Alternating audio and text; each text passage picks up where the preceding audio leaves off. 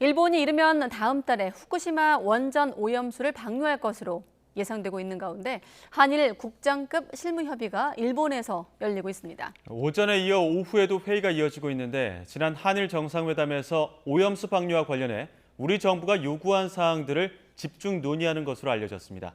일본 현지 연결합니다. 김세호 특파원. 네, 도쿄입니다. 네, 한일 간 실무협의 오후까지도 이어지고 있다고 들었습니다. 중점적으로 논의하고 있는 의제는 어떤 겁니까?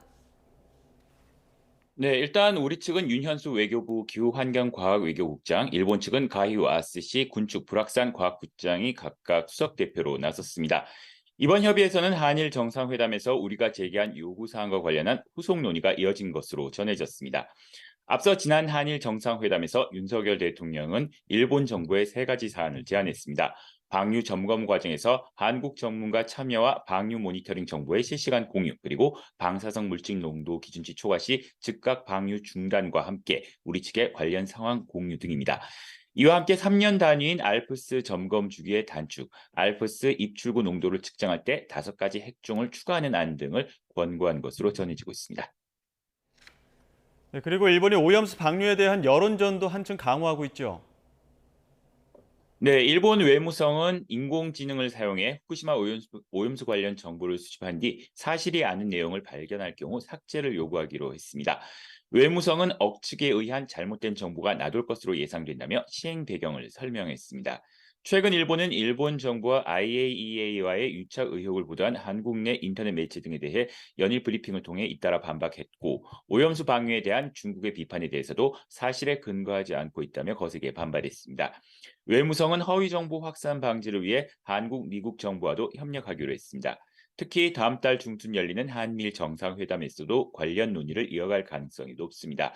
이와 함께 일본 외무성은 오염수 해양 방류의 안전성을 설명하는 영어 영상 2편을 유튜브 채널을 통해 공개했습니다. 2분 분량의 이 동영상은 다핵종 제거 설비, 알프스에서 처리된 물은 왜 안전한지, 해양 방출 이외에 대체하는 왜 없는지 등을 애니메이션으로 설명하고 있습니다. 일본 외무성은 한국어와 중국어 영상도 조만간 공개할 방침입니다. 네, 아무튼 우리 정부 시찰단 또 IAEA 검증단까지 여러 국면을 거쳐 어느덧 다음 주면 8월입니다. 자, 8월 말쯤 시작될 거다 이런 전망도 있는데 그 근거는 무엇입니까?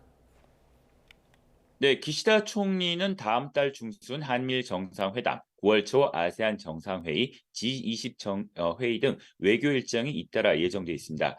외교 일정이 없는 기간은 8월 하순과 9월 중순인데 이 시기가 일본 국내 주요 현안에 힘을 쏟을 수 있는 시기입니다. 따라서 이르면 8월 말 원전 오염수를 방류할 수 있다는 전망이 나오는 겁니다. 문제는 일본 어민들이 여전히 반대 입장을 굽히지 않고 있고, 대외적으로는 중국 정부가 일본산 수산물에 대한 전수 방사능 검사를 하며 규제에 속도를 내고 있다는 점입니다.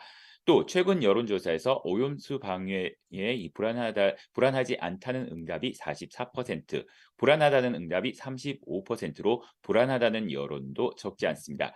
기시다 총리는 이달 안에 어업단체와 직접 접촉할 것으로 전해졌는데 회동 결과에 따라 방류 시기를 결심할 가능성이 커 보입니다. 지금까지 도쿄에서 전해드렸습니다.